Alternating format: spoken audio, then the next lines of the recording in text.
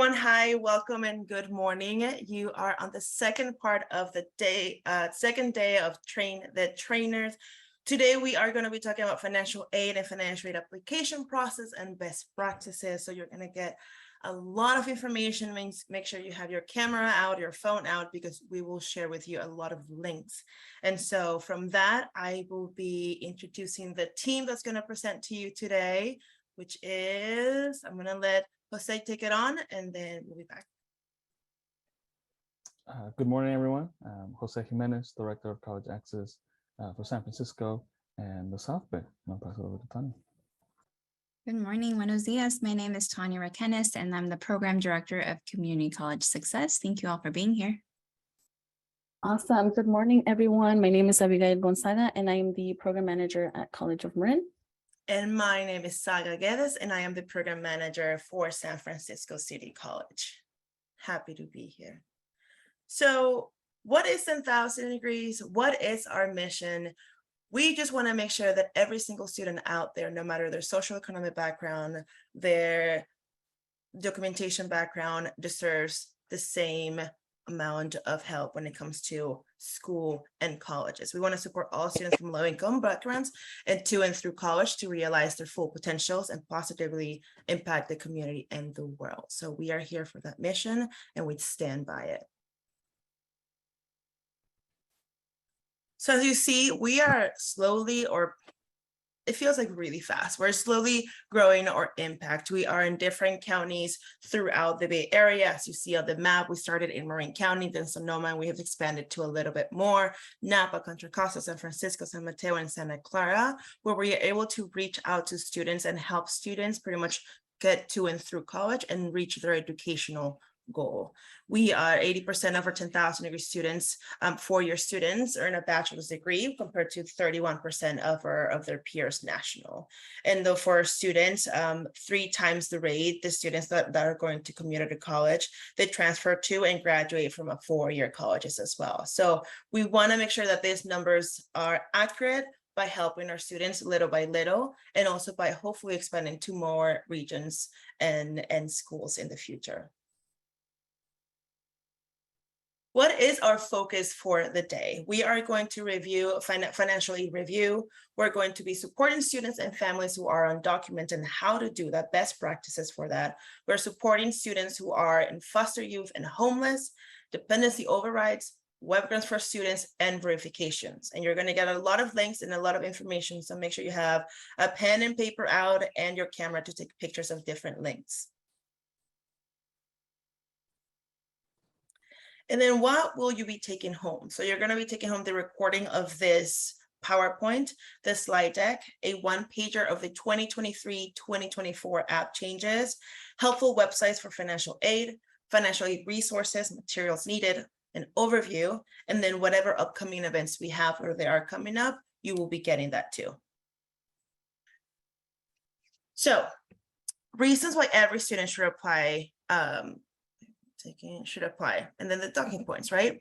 So to make sure, some scholarships require you to submit Fafsa and CATA.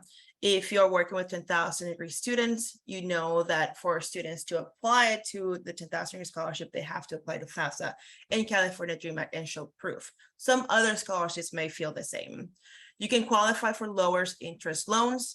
It is better to say that any loans that you get from Fafsa and California Dream Act are a little bit better just because the interest is really, really low compared to other ones that you might get from the bank. And also you get a 6 months grace period when it comes to start paying them after you graduate from college. And then many colleges require you to submit a FAFSA in California Dream Act to be considered for institutional grants or scholarships. And that's true. A lot of the CSUs or UCs will require in order for you to be in the run to be considered for their grants or scholarships. And then the AB 469 is California Assembly Bill.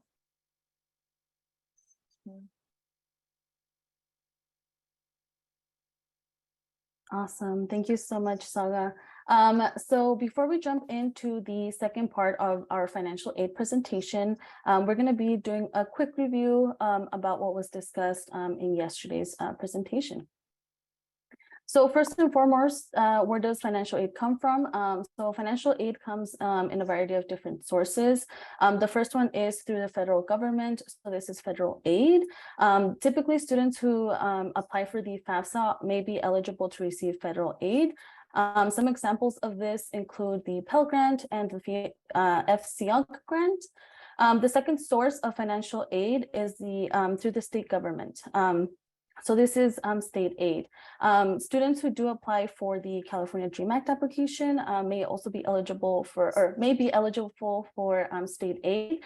However, students who do apply for FAFSA may be eligible for both federal and state aid.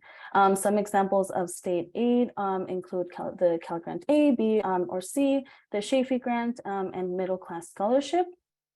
The third source of financial aid is through colleges and universities.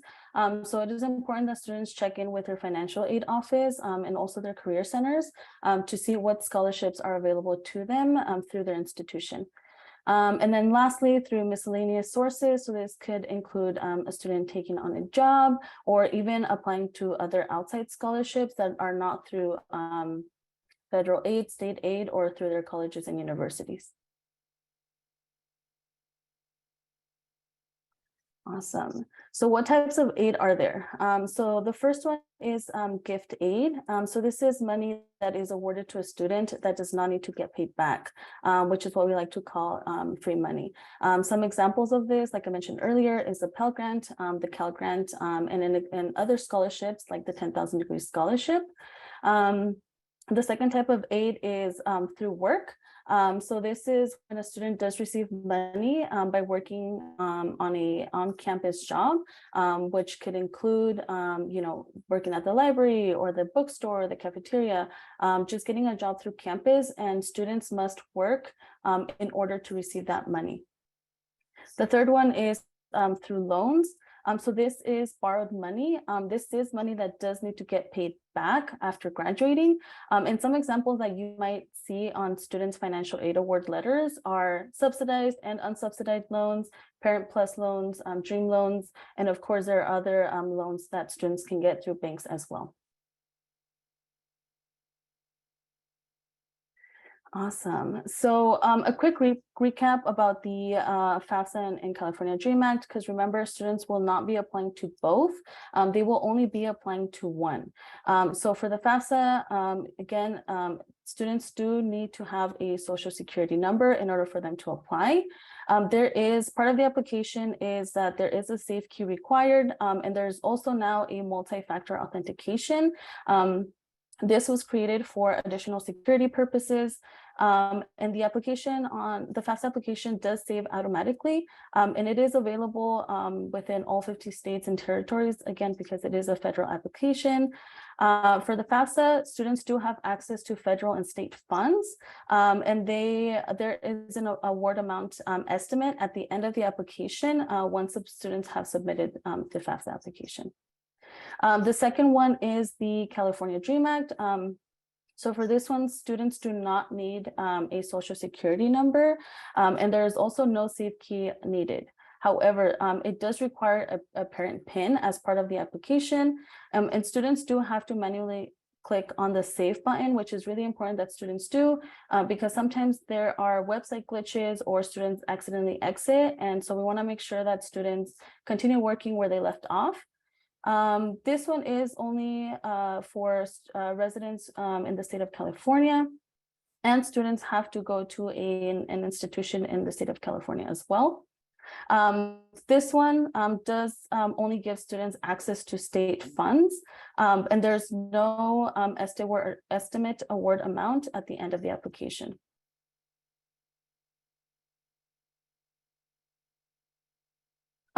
So we wanted to also share with you all some quick tips regarding financial aid. So the first one is making sure that students are applying for the right academic year. So for students who will be applying for next academic year, making sure that they are applying for the academic year of 2023 and 2024. The second one is we encourage students to always use their full legal name. It has to match exactly what is on their birth certificate or social security card if applicable, because we definitely don't want there to be a mismatch of information, because if there is, then the school will, students would have to submit additional documents to fix that error. The third one is personal contact. So one of the big tips that we encourage students to do is to use their personal email address instead of their school email address, because as y'all might know, school email addresses do tend to expire after students graduate. The fourth would be work study. So in the applications, they will ask if students are interested in work study. So we always encourage students to put yes, because students do have the option of later on accepting or not once they receive their financial aid award letter. The fifth tip is that sometimes we are working with students who are interested in applying for over 10 schools. And so when students are applying in for more than 10 schools, we want students to go ahead and add only 10 schools to their financial aid application, because that is a limit of how many schools they can add per application. Once students do go ahead and add their first 10 schools, and they have submitted the application and submitted it, they will have to go back and add the remaining of schools that they were not able to add the first time around. We always also encourage students to include at least one California school as a safe option as well. And then lastly, for students who are filling out the Fafsa, making sure if students are eligible to use the IRS data retrieval tool, that they use it. It just minimizes the process of verification, which we will go over, but essentially verification is when schools ask students for additional documents to verify that the information that they entered on their financial aid application is correct. If verification does happen, it usually delays students' financial aid. So again, if students can use the IRS data retrieval tool, they will be able to automatically enter their tax information to their FAFSA application. It would be much better.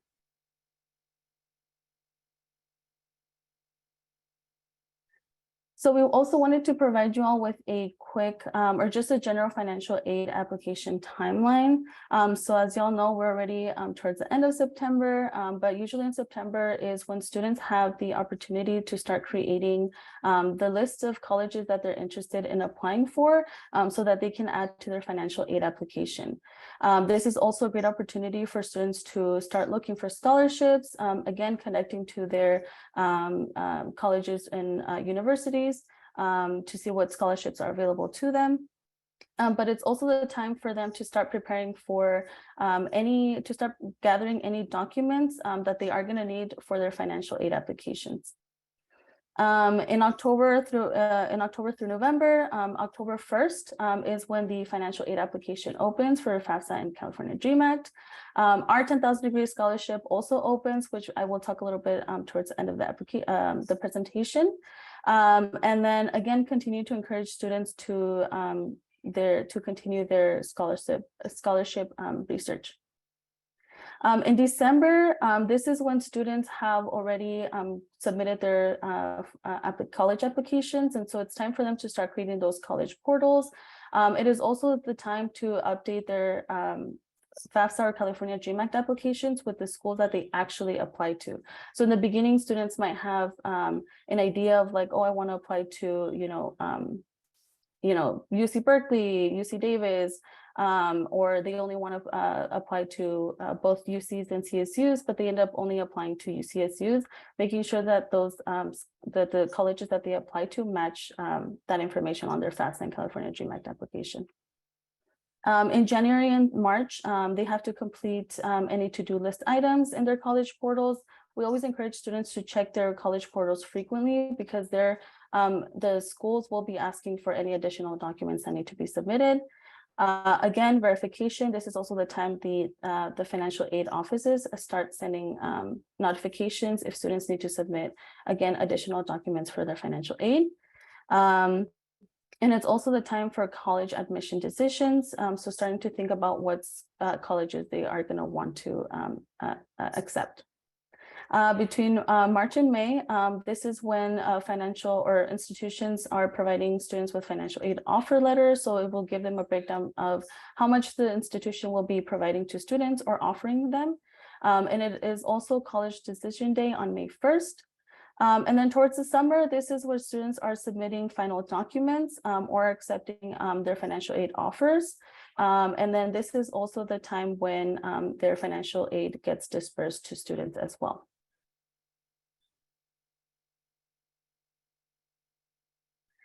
So something very important that we always want to highlight is, I know for when filling out the financial aid applications, there's a lot of information that is required from both parents and students.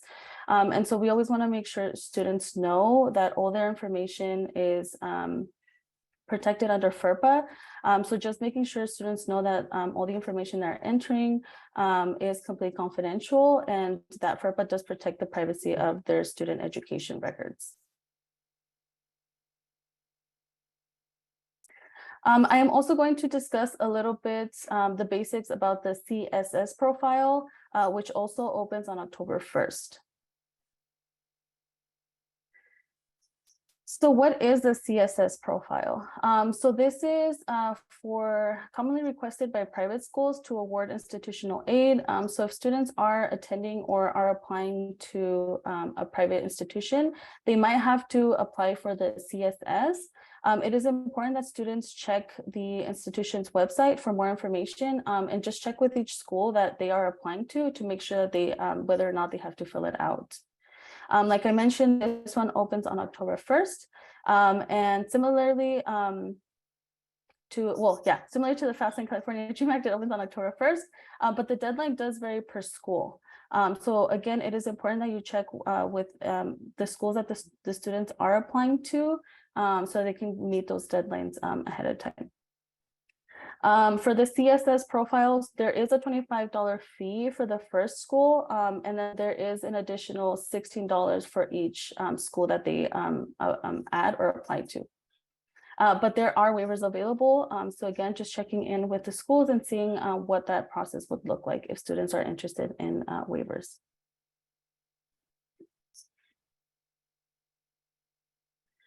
So why the CSS profile? So the CSS profile provides a holistic picture of a family's financial aid or financial situation. And so they will be asking specific questions like flexible spending account, retirement, housing costs, etc. But they will also ask for the student's income information from last year and for the upcoming academic or for the upcoming year. That is part of the application. And so this is just to better assess the financial situation of the student. And then lastly, it does give the students an opportunity to explain special circumstances. So for example, if a student had to pay for a had a high medical expense, or they had any other like high expenses, it will give the student the opportunity to describe and add more details to their application.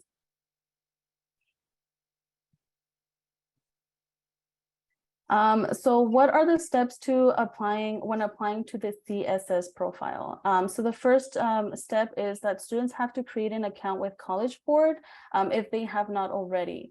If students did register for the SAT and they did use a fee waiver, they may be able to also get their fee waived for up to 8 schools if they meet the following.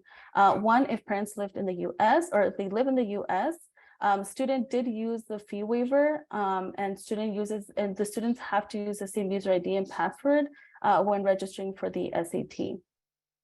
Also, it's really important to make sure that the students are also selecting the correct academic year, which in this case would be 2023-2024, and that they also select the colleges and universities and check again the requirements. This also ensures that students know which financial aid application students are applying for. So again, checking the school website because some schools might require the CSS and FAFSA, or some might require one or the other.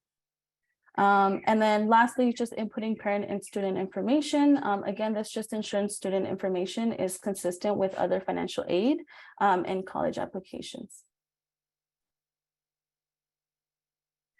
And with that, I'm going to go ahead and pass it on to Tanya, who will be talking about working with students or families who are undocumented. Okay, thank you. So many of you shared that this is the area you were really looking forward to learning about today. And so just when working with students or families who are undocumented, it's important to remember that language matters. When working with students, filling out the financial aid application is super important versus filling out the FAFSA is super important. This is more inclusive and includes students who are not just doing the FAFSA, but the California Dream Act application or other types of financial aid applications. Do you know which application you will be filling out? This allows the students to decide if it's the FAFSA or the California Dream Act once, we provide the eligibility criteria for both.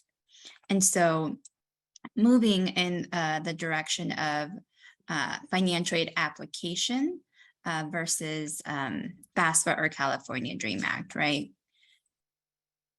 When working with students, talking about financial aid, hosting a financial aid workshop, right? Let's open up the financial aid application, or today we'll have a chance to work on the financial aid applications. Have you worked on your financial aid application? So again, it's just more inclusive language and defaulting to that financial aid application versus the FAFSA or the California Dream Act.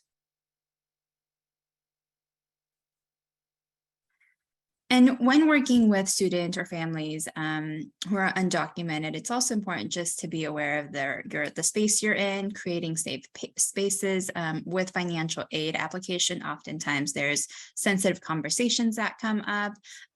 Students are hesitant and families hesitant to disclose or talk about, their documentation status. And so if you are in a small space or even a classroom setting and there's peers and other people around, ensuring that there is a private space where you can talk to students or families or both. And again, using that inclusive language, identifying non-identifying FAFSA or California Dream Act or questions or wording. Don't separate FAFSA or California Dream Act students. Like on this side, we'll have FAFSA applicants, on this side, California Dream Act students, because it discloses students' information, it outs them to their peers, and they may not feel comfortable. Students also may not know that their parents are undocumented. And so we've seen this when working with students, and through the process, they find that out, and that could be triggering. And again, you want to create that safe space and openness in having these conversations.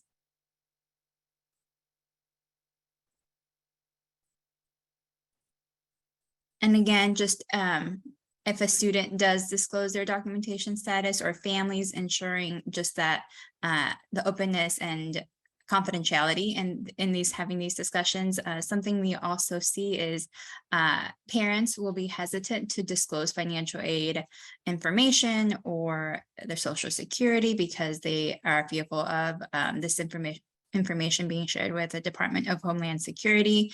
And so bringing up a FERPA and ensuring, that this information is between the student and the school is important. It brings some relief and have students then share that information, right? We also have heard students share that this is going to impact their eligibility for future permanent status or citizenship status. And so again, just ensuring that space and that it's all confidential, and the benefits again of applying for the FAFSA or California Dream Act financial aid applications.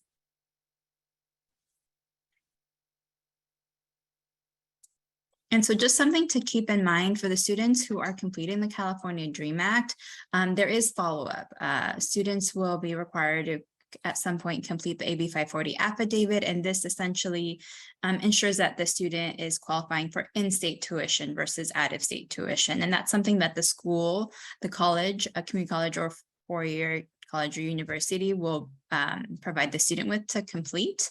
And then there's a parent PIN as well. So this is how the parent will sign the California Dream Act application, and the PIN doesn't change. And so just something to keep in mind. You can easily retrieve it, but if that's handy, it's something that the student will need every year once renewing.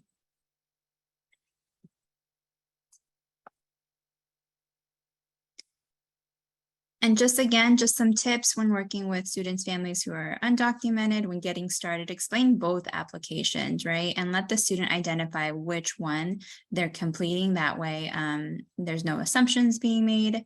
Read body language. If the student is, maybe not as open, some students have legitimate fear of disclosing or having these conversations with people outside of their home. And so reading body language, if there's hesitation, maybe it's, looking at that private space or moving that conversation out of that group or workshop setting.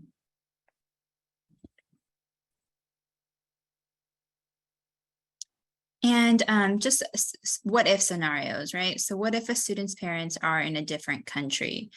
We see this often when working with students. And so the student will still be required to provide income and assets and convert parents' income from their home country currency to the US dollars. When this is not possible, the student should talk to their financial aid office and they will inform of next steps. And oftentimes schools will also want documentation status or proof of documentation that illustrates the income situation. So some students have their parents email or take a picture of what that looks like. And then providing that with financial aid. Oftentimes they'll also want like a written statement of the situation. If the student isn't able to provide that proof of income or if parents are not working. And so always defaulting to the financial aid office of the school the student will be attending. And sometimes we see students share that their parents are in their home country and that they're staying with an aunt or uncle or a family member here in California, but that doesn't mean that is the family who's going to be providing the income information. This has to be court ordered and not a notarized document. And so again, working with the financial aid office is going to be really encouraged.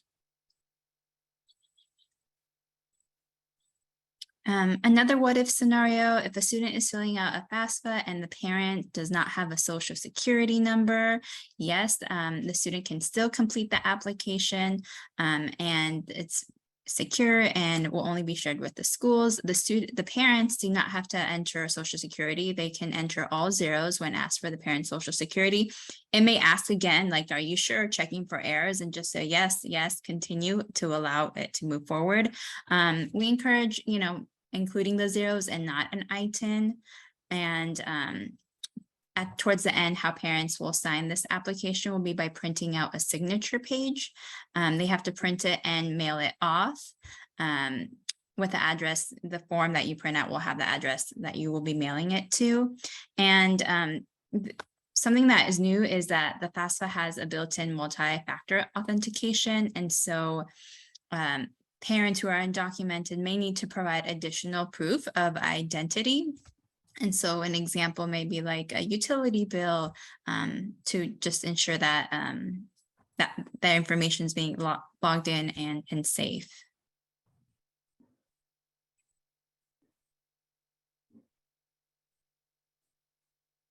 So now we'll be talking about working with students who are foster youth or homeless.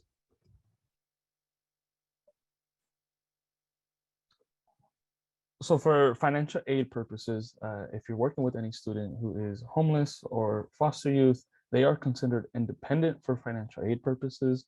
So they don't need to provide any parent information. They will only be providing their personal information, their financial information, and that would be it on either application. There is a dependency question that will ask, and if they do check it off, the parent sections will essentially be skipped over on either application. There are two grants that students are able to apply to, which is the Chaffey Grant and Foster Youth Access Grant that we'll talk about in a few slides. Additionally, there will be some legal documentation or statements of support that students will need to submit into their school sites when the verification process comes on. So on both applications, students will see a question that states if any time after July 1st of 2022, the student is an unaccompanied youth who is homeless or self-supporting and at risk of being homeless, students will select yes. Again, so this is where best practice, we definitely encourage y'all to work with your homeless liaison or the staff member on your site that might know the student situation. So that way, again, having statements of support, if there is documentation that the school provides, having those ready. So for when the schools actually verify and double check that this is true on the student has that easily accessible and their potential offer letter isn't delayed or anything like that happens. So again, collaborating with anybody who knows about the student situation. So there's some following terms that for financial aid are defined as followed. So homelessness or at risk of being homelessness. That means that if the student is lacking fixed, regular, and adequate housing, including living in shelters, parks, motels, hotels, public spaces, camping grounds, cars, abandoned buildings, or temporarily living with other people because the student has nowhere else to go. So also known as couch surfing, that also counts as homelessness or at risk of being homelessness. For unaccompanied, that means or is defined by financial aid as not living in the physical custody of a parent or guardian. So if they are not living with their parent or guardian, they are considered unaccompanied. And youth is anyone under the age of 24 is who is considered a youth.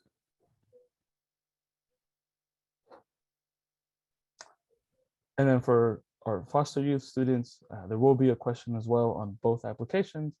If at any time since the student turned age 13, they were in foster care, this includes even if currently not in foster care today due to adoption, reunification, reach the age of majority 18, that is in California, they will answer yes. And then again, when the verification process comes around, they will need to submit some documentation, again, proving that they were in foster care.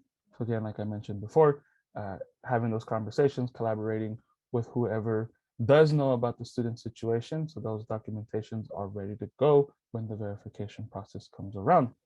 I do want to note that for Chaffey, students must be in foster care at least one day between the ages of 16 and 18. So that is in order to qualify for Chaffey.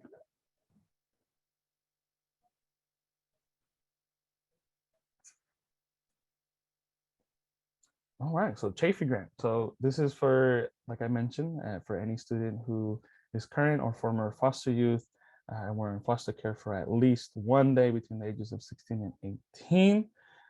So this is a separate application from their Fafsa or the California Dream Act. They will need to go in either to their Web Grants for Students account or just through the regular CSAC website to get to the Chaffey Grant application, and will be submitted separately. And this is after they submit their financial aid application. There is a time period of when the student needs to submit. It does open October 1st, similar to the financial aid applications, and similarly, it closes March 2nd. So this is an additional grant. So this is on top of whatever Cal Grant they get. So for example, if they do get a Cal Grant B, which is the 1,648, they could get an additional $5,000, which is the max.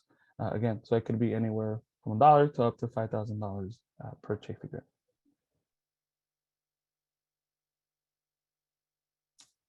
And new since the last academic year is the Foster Youth Access Award. So this has been since last year, which is now extending or increasing, I should say, students' Cal Grants. So the requirement for this one is that students will have to be or have had to be in foster care on or after the age of 13 and under the age of 26 before the start of the academic year, which CSAC classifies that for the new academic year as of July 1st. And it can be available for any California public colleges and universities. And like I mentioned, this increases students' Cal Grants. So instead of being a Cal Grant B, again, using that example of 1,648, it can now go up to $6,000. So again, it's an increase, not an additional, kind of like how Chaffey is.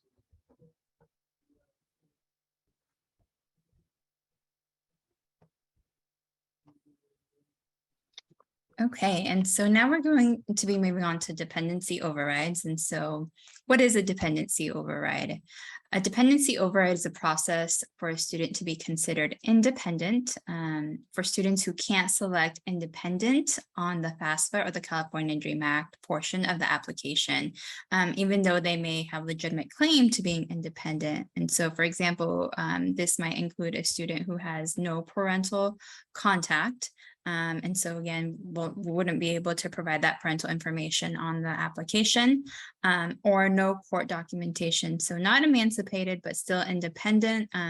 If the student has like a hostile relationship with parent, or parent is incarcerated or deceased, for example, this is where the student would need to provide additional information to the financial aid office. And it is up to the financial aid's office discretion how to move forward with, that dependency status and what additional documentation the student may need to provide in order to do the dependency override.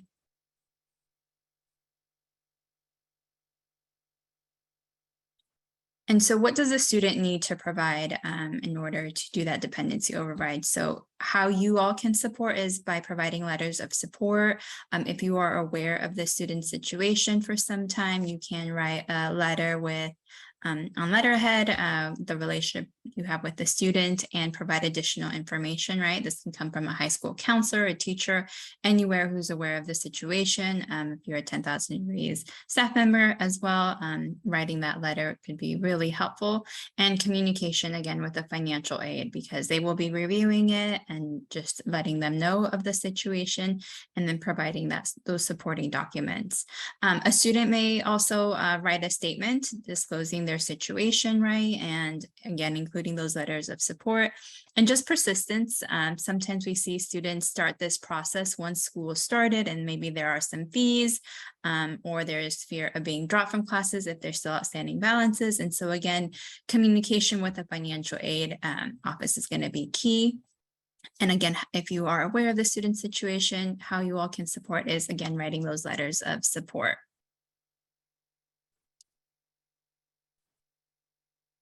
All right, so right off the bat, the link for Webgrants for Students is at the very, very top. Again, this is going to be shared with you, but it's also good for you to know.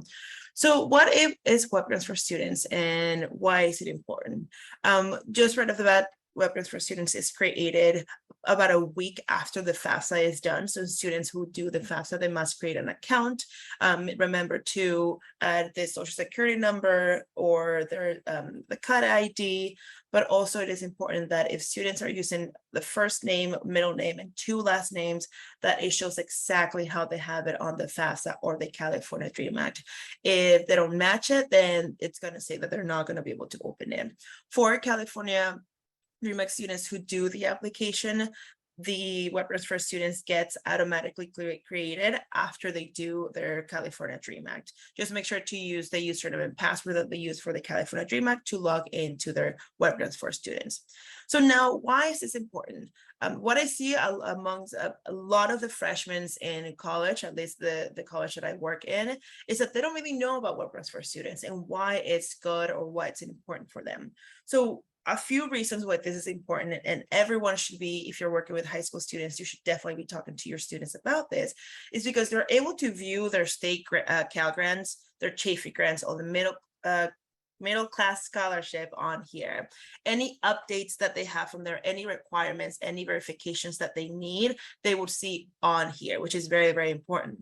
Another thing is that you need to confirm the school you're attending, whether it is the fall that they're going to school or the spring. It is important that they go on here to confirm the school of attendance. Remember that the Webgrants for Students will pick up the first school that the student had on their list, whether it was on the FAFSA or the California Dream Act. So if they put on that list San Francisco State, but they're actually going to CSU East Bay, then they need to go on here and make the change. That's what's very, very important. Third, to verify the student's graduation date in order for them to be able to get their scholarship or the Cal grants once they start school. And if a student is taking a break from school, a year, a semester, whatever it is, they can also do a leave of absence on here. So that way their Cal grant doesn't get reimbursed or disbursed to that school.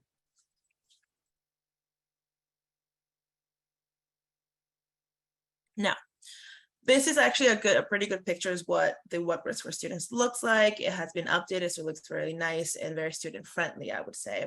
So here, students can also do the GPA verification where they can see, and then they can also see what Cal Grant they're getting, whether it's A, B, or C. Remember, you can only get one Cal Grant, and we'll speak more about it later. The next, if a student logs in and there's like a stop sign or red stop sign, it is something that it is incomplete. So make sure they get to it, or make sure you, the student, get to it as soon as possible, just because you want to be able to get your award on time rather than later. Sometimes I've had students that say, well, I have not gotten my Cal Grant, and I don't know why. And then when I check the WordPress for Students for them that they have never opened, it is because they haven't confirmed either their high school graduation or school verification. So it is very important that they get to it. So once the senior in high school graduates high school and is now a freshman in college, it is important for them to go to WordPress for Students. Mi casa porque... Okay. It is very important that students, once they graduate high school, they come back to this website and then they do, I have graduated high school and the date of graduation. Just because, again, if they don't do that, it doesn't mean that they're not going to get their money. It just means that they're not going to get their money on time. So they might want the money by the time they start school and not later, which makes sense. It's a very valid point, but it is important that they go on here and say, I have graduated high school in order for the Cal Grant to get to the schools that they have on there as well, which goes to the school of attendance. So in order for them or the Cal Grant to get dispersed to the school of attendance, it is important to check that on here too. Again, if they see on here like, oh, I'm going to San Francisco State, but that's not the school that I'm actually going to, they're going to CSU East Bay, this is where they make the change. And eventually everything will work out to the point that then they will send the money, the Cal Grant, to the school of their choice of attendance of that year. Make sure, this is super important, make sure that the name is correct. The times I've seen students struggle with their names, every time I will get a penny for that, I will be rich by now. So the thing that happens is that we have a lot of students that have two last names, or they have a first name or a middle name, and they maybe only use the first name and a last name, that's it. But if on the FAFSA or the California Dream Act, they have their entire full name, they need to match what's on here, just because if not, it's just not going to match, and there might be a little bit of challenges getting the money to go to your school. So make sure that if there's something on here, or when they're opening an application or they're opening WordPress for Students and it's saying that it does not match, it might be the last names, or if they're missing a name on there. So they might not use the middle name, but if it's on here, they have to add it on here, even if they don't like it. Because I've gotten a lot of students say, I don't like my middle name. I'm like, well, you still have to use it because it's what's on your birth certificate or social security number, or what's the school. And then from there, you can update Cal Grant's info. So if the student has moved and changed address, make sure that that information gets updated here. Just because whatever information they might send, they're going to send to whatever address on this website. If they need to change it, they can go on here as well. If you need help, definitely talk to a 10,000 degrees advisor, or give us an email or put it in the chat to know how to do it, just because it is very important to, again, update the date of graduation, click that I have graduated, update and confirm the school of attendance, and make sure that if you have moved, you change the address on here as well.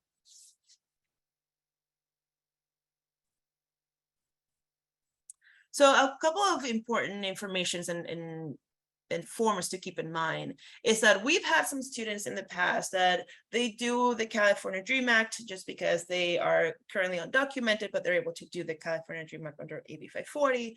If they become residents, a U.S. residents, that means that they have a social security number or they become U.S. citizen, then they will have to then do the FAFSA, or vice versa, right? But the form that they need to use is called G55 to make the change from the California Dream Act to the FAFSA, which is very important for students to know if they're currently in the state that they are either getting a residency or a citizenship in the future. Another thing that is important is that, let's say that the student is taking some time off school, then they need to do a leave of absence. So what this is that when the student is off, let's say for a year or two, they need to do a leave of absence. So that way the Cal Grant knows that they are off school and that they know they don't need to, again, give the money to the school of attendance. If there's a school change, like I've talked about it before, it will be on this website. Name change, if the student for some reason changes their name, they can also add it on here and change it on here. So again, it's very important for students to update their websites for students because it connects directly to the Cal Grant, but also to what that school might be that they're changing to. Date of birth, you need to change manually. If by any chance they input it by mistake or they missed the number, they will be done manually. They will need to mail it to the address on the form or email CSAC with a state ID. Best practice, which is something I have done, I just call CSAC. So I call CSAC with a student next to me. I never call CSAC just for the students on my own. So it's something that I have the students next to me because they're going to want to talk to the student. I would say give CSAC a lot of patience because they are a website or a link that gets really used. And so just make sure just patience with them and good luck when you call them because it'll take a little while for them to respond, but they are very helpful at the same time. So most common web transfer student challenges, it's students not confirming their high school graduation. Like I said before, I've had students this semester that just graduated in the summer say, I have not received any money and they're supposed to. It's because they have not confirmed their high school graduation and click they have graduated high school. They list their incorrect college on there and make sure that they can change it on here as well. So again, web transfer students will pick the first school or college listed on that list from Fafsa or the California Dream Act. The big one here, students don't know about this website. So make sure the best practices, you work with the students like right after you do the Fafsa, right after they do the California Dream Act, that they're checking this website because a lot of whatever is on here will affect if they get their money on time or not. For the California Dream Act students, remember that it automatically, the web transfer students gets created. Just make sure that they use their username and password or the California Dream Act ID, which will be on the California Dream Act. Just make sure that they write it down. Which reminds me to make sure that students create a type of document that's not just on their phone because they might lose their phone, to add any username and password on there. So web transfer students username and password, colleges, scholarships, or on any other application that they might have, they will forget their username and password, even if they say they will remember, because that has happened to me many, many times and to my peers as well. So make sure that they create a document to write all of the stuff down. Same as security questions, they can also write it on there. So that way, instead of have it on their brain, they can just put it down on a Google Doc or whatever they prefer. If the student is missing a signature page from the California Dream Act, make sure that when they check the California Dream Act, they can add it on there. So which is very, very important. High school GPA was not verified. They can check on here and follow the steps that either their school or the website will give to them. And then also if there's a name mismatch, again, remember that a lot of students have two last names or a middle name and they don't use it, that it is exactly how it is on the Fafsa or the California Dream Act.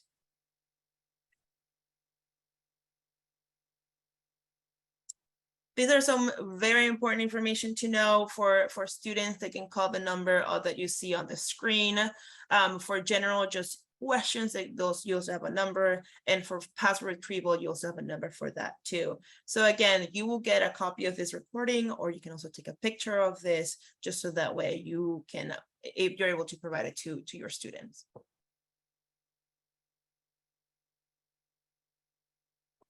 All right. So a couple of questions that we get from this is, for how long can I receive a Cal Grant award? So the Cal Grant is good for up to 4 years, which is important to know. So if students are currently attending community college and then they want to transfer and then they're taking a little bit longer, there are ways to then just gonna pause the Cal Grant for a little bit, and then they can then get it once they transfer out to a 4-year. So Cal Grant is good for 4 years. Can I receive multiple awards? So for Cal Grants, you can only receive one. You cannot receive Cal Grant A and B, you only receive one Cal Grant. However, you can receive a Cal Grant, but you can also receive many other scholarships outside of of the Cal Grant. So if you're applying to the 10,000 degree scholarship and you apply to FAFSA and getting the Pell Grant and the Cal Grant, you can get multiple awards like that, but you cannot get multiple Cal Grants at once. Is this the same as the state university grant? So they're different. So you're able to get the Cal Grant and the state university grant, but remember that the state university grant, it comes from your school. So your school's financial aid as well. Should I defer? If students are taking a leave of absence, I would say yes, defer. So remember, you can go on WebRuns for students and do what is called a leave of absence. And that way you will add on there, if I'm not mistaken, the dates that you will be kind of gone from school or taking a break. So that way the Cal Grant knows, or the FAFSA knows that this is something that you're doing. It's a lot of info here, and I see a lot of questions coming in, which is great. Now, summary of the Cal Grant and best practices: confirm high school graduation and college on WebRuns in June. Again, I have worked with students who do this like August sometimes, or even September. And again, it's not they're not going to receive the money, it's just that they're not going to receive it on time. So it's very important that they do this, so that way they're able to receive everything on time and they don't have to come back to this once they've graduated high school.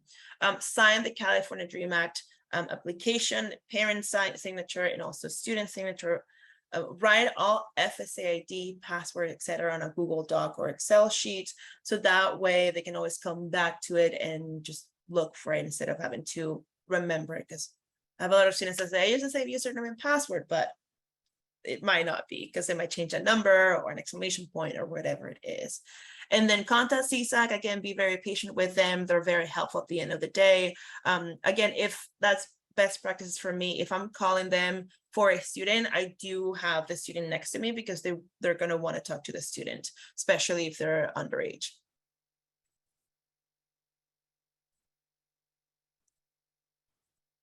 Okay, you still have me. So verification, and what is verification, and what you need to do with verification. All right. Financial aid verification, what is it? It is when the school will ask for any additional documents to verify the information you reported on the FAFSA and the California Dream Act application. How do students know if they get verified? Well, any student who is applying to different colleges, they all have something called a to-do list, or to-do list item or tab on their student portal. So it is very important that students check their student portal. I would even say once a week, because you never know when they're going to add something on there. Sometimes students get email, sometimes not. So if the student is applying to 10 different colleges, they need to open 10 different student portals, which is when the Google Sheet or Excel sheet comes in handy, because they can write everything on there. Sometimes schools will send emails to their college mail or email, but sometimes students don't know how to check the student's email. So it's important, again, to have them go to their student portal. I will say even say once a week, just so that way they can check any to-do items and get to it as soon as possible. Why, or what's getting verified? So what's getting verified is the income reported. So in either any tax transcripts or W-2, so non-tax filer form gets verified. A lot of household size income is what I've seen a lot, is a lot of household size. Any form that is requested will be provided by the school. So it's important that students check their to-do list, and normally there will be a link to a form that they have to fill up. And then dependency status form provided by the school as well. So anything that they're requesting is probably a form that follows up that will be provided by the school. So like I mentioned at the beginning, it is very important for students to check their portals often. I would say once a week will be the best practice, if not twice a week, especially because right at that time that they need to decide which schools they're attending and they haven't completed their to-do list, it's important for them to get to it as soon as possible. Check emails provided on the college application. I would say best practice is to check their own personal emails, but to start checking in also any college emails that they get provided as well. And then ask for extensions. So let's say if a student checks their to-do list and it's the first time that they check it after, I don't know, a couple of months after they apply for that school, and they see that they have a lot of to-do items on their list, and they see that they kind of already didn't have time to do it, they can always ask for extension. It will be a matter for the school to give them the new deadline that they can do the documents. For some reason, I can't see the last bullet point on there, but I think that's good here. Okay, so student portals, like I mentioned at the very beginning, any student who's applying to whatever is 5 schools or 10 schools, they all need to open a student portal. So they might end up with 10 student portals that they have to check. If a student's like, well, I don't think I'm gonna check my, I don't know, Monterey Bay portal because I don't know if I'm going, I still advise them to check it because they never know if that could be an option for them to go. So on the screen, you see a lot of the student portals look like this, the ones that I've seen from the CSUs. They look very, very similar. If you look on the right side, you have their to-do list icon or tab. They will have to click on there for them to see what items it is that they're being asked to do or any forms that they need to fill up. It is very important for them to see if they're getting verified. Just because I have in the past, this is not something that has happened often, but if the students don't get to do their entire to-do list, their application might be withdrawn from the pile, if you want to call it like that. So that way it's important for students to get to that. Let's say that the student wants to know, after doing the to-do list, after getting verified, the next thing that they want to do, how much they're getting from the school. This is where they will check. If you look kind of to the left of the screenshot that says financial aid and it says view financial aid or accept and decline awards, this is where they get to do it.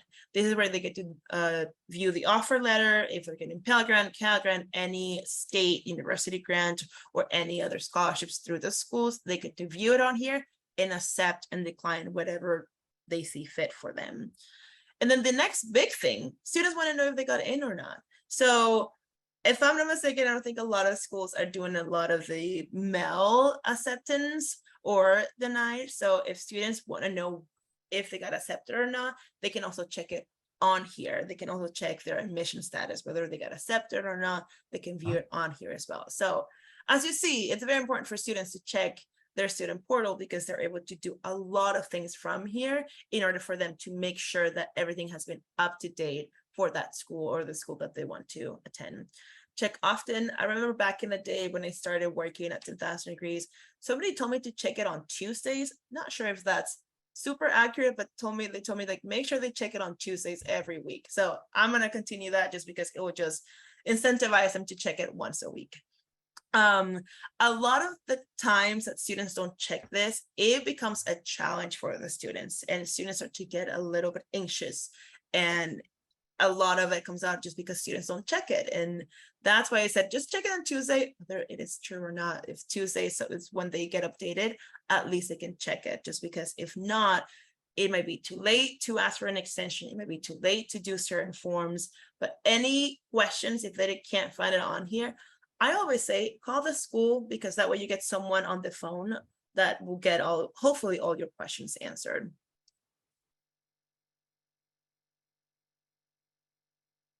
All right. So like I said before, some of the students will get verified regarding their tax transcript or just the tax information, and the school wants to see kind of like an updated or a valid form from the tax. So what is a tax transcript? I like to call the tax transcript as like the receipt of your transcript, just to make sure and show that your parents, the student's parents, or the students did the transcript, and that this is what the school is requesting. So the IRS tax return transcript is just a document that shows the financial information for the requested tax year. It is a summary of the personal and financial information, which is what the school asks. So the school rarely ask for the entire tax form because it's very long. They will ask for a tax return transcript. How can you order this, or how can the student order this? They can do it online, by mail, or by phone. It does take about 5 to 10 business days, I believe, for the tax transcript to arrive if you're wanting it to get by mail. You can also scan the QR code, which will take you straight to the IRS website. And it's also on here if you want to write it. Again, you will get a copy of this recording.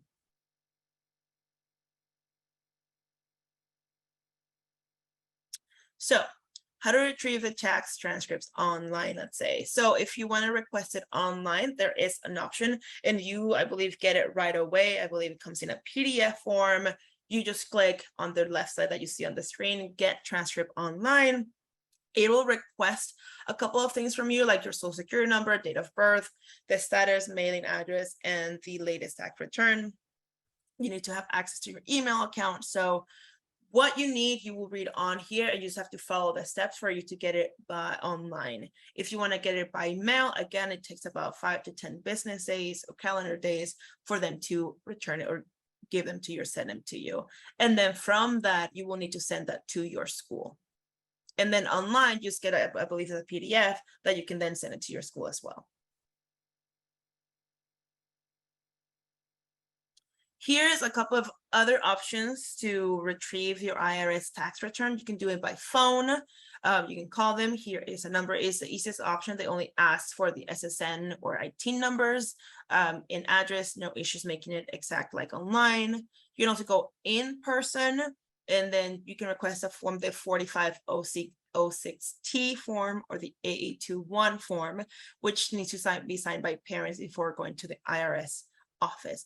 And just like any office that you go to, it is just very important for you to make an appointment prior to going, because they might not see you if you don't have an appointment, if you decide to go in person. So there are options to retrieve the IRS tax form. All right. A few of the challenges that we have seen with the tax return transcript is for mail options, like all identification information needs to be written exactly as it is on the tax forms. Again, this goes back to when I was talking about reference for students, whether that is 2 names, first name, middle name, 2 last names, it needs to be exactly the same, because if not, they're not going to be able to match it. If the student or the parents have moved or have changed address, it makes sure that you also update it as well, so the transcript gets sent to the address on the tax form and not the address where they lived before. And then on the student view and to-do item, make sure that when you check the to-do list item, if they are requesting a tax form, the tax form is not going to be given by the school. It'll be the website or the call of the mailing that you can do as well.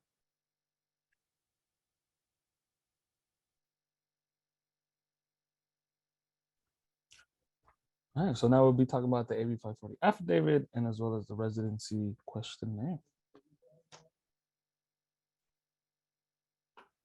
So if you joined us yesterday for part 1, we went over the affidavit, and we just want to bring it up again that this form, or that the affidavit, is a separate form that students need to fill out once they have filled out the California Dream Act and submit that to their schools. Again, this is only to prove that they do qualify for AB 540.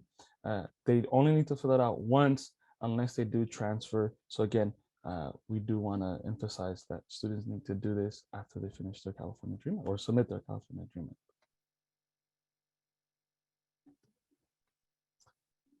Act.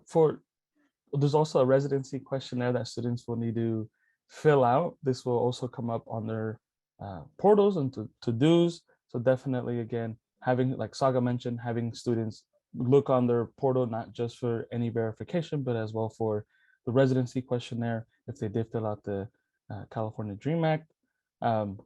Each campus has their own version. So definitely looking, only because you filled out one doesn't mean it's going to look the same, but definitely keeping an eye out for that. If students don't fill this out, it could give them not accurate information on the financial aid offer. It may show different numbers or even out-of-state tuition. So definitely the sooner they submit this, or even if it's in progress, they won't get to see that. So definitely having that so they get accurate financial aid offer letters.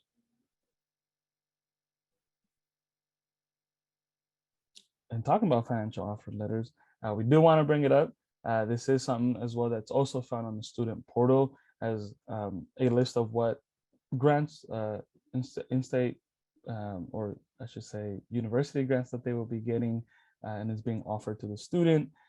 It is only schools that are listed off the financial aid application will provide an offer letter. So if you have students that are applying to 20, 30, 40 schools, remind them that once their application is processed, as both applications only allow 10 schools per submission, that once it's processed to go back and add, those 5 schools or 1 school that they have over the 10.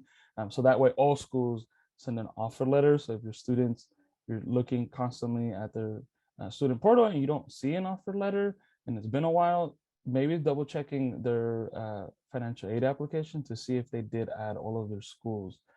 Again, because they won't get one unless it's on their financial aid application. For 4-year schools, this is usually sent out shortly after they're accepted. So again, this is why we ask for everyone to submit early, so that way they can get those as soon as they are being accepted. And then for community colleges, we have seen that around May or June, they start popping up in the students' portals. I have also seen at community colleges that they usually also send an email. So definitely being on the lookout to see if it comes through an email. Again, students can find this in the portal. And like I mentioned, if you're not seeing correct financial aid numbers, so Cal Grants or Pell Grants, definitely checking if all verification items have been submitted. So if that's the residency questionnaire or the affidavit, or if students, like I mentioned earlier, if they are foster youth or homeless youth, that they've submitted those documentations so that they're seeing the most accurate financial aid offer letter.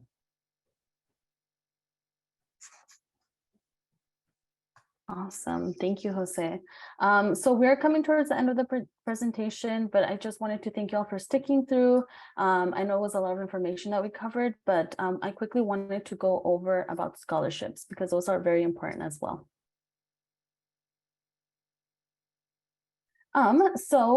We have a 10,000 degree scholarship that also opens in October.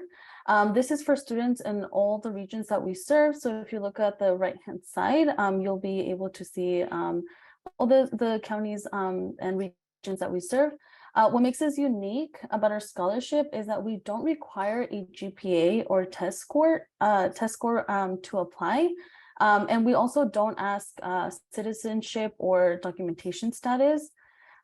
This is for students who are pursuing a career program, are attending a community college or a 4-year university, and the students do have to demonstrate financial need.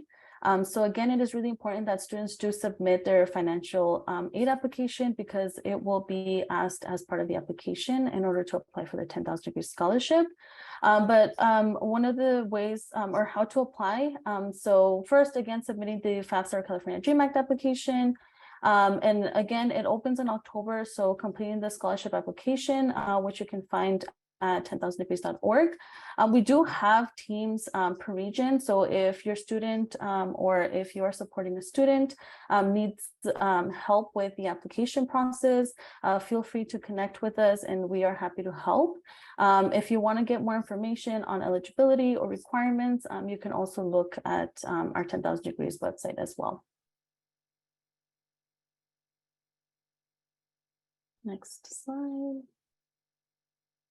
But we also want you to keep in mind that there are other scholarships available to students. So there are many other outside scholarships aside from the 10,000 degree scholarship. There are also college and career centers at high schools that provide a list of scholarships that are available to students that they can apply. But also colleges do have their own list of scholarships, which is why it's really important for students to connect with their financial aid office and also check their websites. For the most part, they also do have a list of scholarships available. So once students do apply, it's important that they check they stay on top of deadlines so that they know whether or not they have been accepted or have received a scholarship that they apply to. There is also, like I mentioned, other outside scholarships. So Immigrant Rising has a list of scholarship. This one is specifically for students who do not qualify for in-state tuition and state-based financial aid. And these scholarships do not require proof of U.S. citizenship or legal permanent residency. Please remember that students can also apply to scholarships while in college. So continue to encourage students to continue their scholarship search. And then lastly, it's also important to remember that there is no limit to how many scholarships students can apply for, as long as they are meeting the requirements and are eligible to apply. So now that we have concluded the presentation, we are more than happy to answer any questions. I saw that y'all were asking questions in the chat, which is great, but we definitely want to give you all some time to ask any other questions. I have a quick question that arose from a parent, and I wasn't quite sure on this, but they asked about work study. And I know yesterday they said that the student receives the money, but I believe there was something that said after the institution got the part that was still owed. Can you just can somebody on the panel confirm exactly how that works? I wasn't quite sure. Yeah, I can help answer that. So if the student is awarded work study money, it'll appear on their financial aid award letter of the amount. The student still has to apply, which is a pretty competitive process depending on the institution, apply for work study jobs on campus or off campus, and then that student receives that to the amount of the award of work study. And so it's through employment, through working. If the student doesn't, at the end of the year, doesn't, work the amount that they were awarded, then yes, it wouldn't be dispersed to that. It's the amount of hours the student works towards that. Does that answer the question? Yes, and let's say just a quick scenario. Let's say that the amount that they were told, would come from work study. Let's say it's 1,000, and so by the first semester, they probably work that off. Anything additional that they keep working would then that now be for themselves to go towards other expenses, or? I mean, the work study, let's say it's 1,000, it goes to the student. It doesn't go to the institution through paychecks. And that award is for the entire year. So if it's 1,000, it would be for that, even if they completed that first semester or term, that would be the max. Some institutions allow students to continue working, but not through work study. Maybe they actually hire them and it's through employment through the campus. So it depends on the institution, and once they reach that 1,000, if they have to end that position or continue on not through work study funding. Okay, so then the student gets paid the money, but they need to be responsible to pay off whatever debt is owed to the institution. Yeah, I mean, if they have an outstanding balance, that could be going towards that, or any educational expenses that they have, housing, any educational expenses that they have. Got it. Thank you. Yeah, we're happy to help. Yeah. To add on to that, I think the point that bullet point in specific from yesterday was about if you're being offered $1,000, at least in that student's first year, the student they're gonna get charged for their classes probably in July or August, and they're not gonna have that money when it's time to pay for their classes. So if they're relying on their work study to pay off that first semester, they're not going to have that money probably until later in the semester once they've actually worked for it. So it's going to be a challenge paying that initial semester or quarter if they're relying on work study to cover those tuition and fees. Thanks, Maria. Yeah. Any other questions? You all can drop them in the chat as well, or any other student scenarios you've encountered. Happy to help answer additional questions. I have another quick question. So right when families get ready to apply for either Fafsa or CATA, they'll need their tax information for the year 2021, since the application opens in October 1st. However, prior to the next school year, or for accuracy, will they have to, once they complete their 2022 taxes, will they have to ensure that they provide then that the most updated information?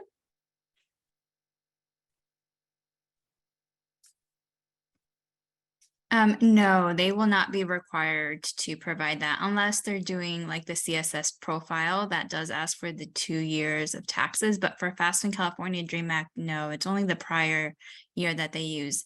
An example of when you might want to provide the most recent tax return information is if the income for the household drastically changed, and usually if it's a lot lower than last year, you can submit that to get reevaluated by the financial aid office if there's loss of employment or reduction in hours for potentially more aid, but that's up to the financial aid office. If it's very similar, then no, it's just the prior income information that they will ask. They will not be asking for most recent. Okay, because I had a family who said that they were asked to pay back some money because of the information,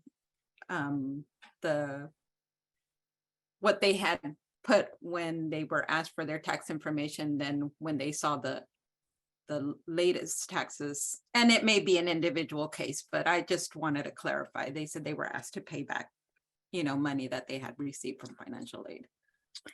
That's interesting. I'm wondering what institution it was. And again, they wouldn't be asking for, because the FAFSA, the California Dream Act, applies it to that academic year through the financial aid award letter and knowing what they've been awarded, but they don't, unless there was an error when they entered the FAFSA California Dream Act information. I've seen that there's a typo and it's a less amount, and then they provide proof of income through either the IRS or tax returns, and there's a discrepancy, and then they say, well, actually, this is what you're eligible based off of the tax information that was provided. But I haven't seen them ask for recent tax information, at least not through the FAFSA California Dream Act. Okay, thank you. Yeah, great questions.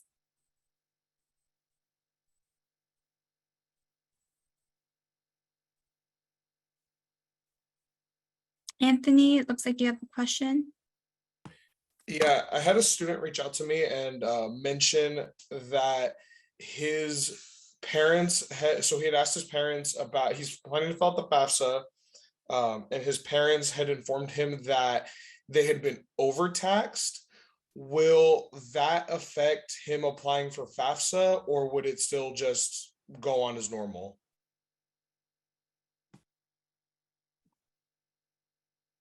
Sorry, could you share a little bit more about overtaxed?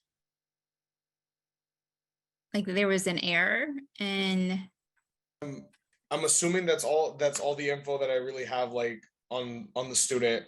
He just said, my parents, we were overtaxed and we're still trying to get that resolved. Would that be a problem when I fill out the FAFSA? And this is for the taxes for 2021? I'm assuming yes.